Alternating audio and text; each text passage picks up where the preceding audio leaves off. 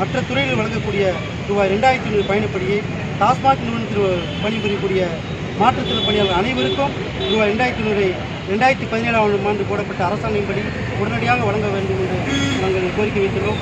அடுத்தபடியாக இளநிலை உதவியாளர் பணியிடம் காலியாக உள்ளது. 9 பணியிடங்கள் காலியாக உள்ளது. அந்த பணியிடங்களை மன உளைச்சல் ஒன்றியோர் மற்றும் காதுகளுக்கான பணியிடங்கள் அது. அந்த பணியிடத்தை கைகால் மற்றும் கண் குறைபாட்டுடன் வேலை பார்க்கக்கூடிய மாற்றுத்திறன் பணியாளர்களுக்கு வழங்க கோரிக்கை வைத்துள்ளோம்.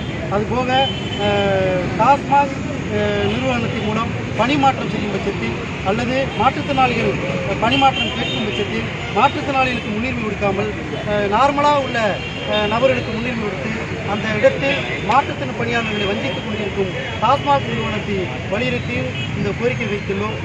விரைவில் நியமனம் செய்யப்பட உள்ள ஆவண எழுத்த மற்றும் உதவியாளர் பணியிடங்களுக்கு அதாவது பல்வேறு துறைகளில் பணியமர்த்தப்பட உள்ள பணியிடங்களுக்கு டாஸ்மாக் பணிபுரியும் மாற்றுத்திறன் பணியாளர்கள் அனைவருக்கும் வழங்க வேண்டி கோரிக்கை வைத்துள்ளோம். இவன் பி. அரியகுமார், மாநில பொதுச் செயலாளர்.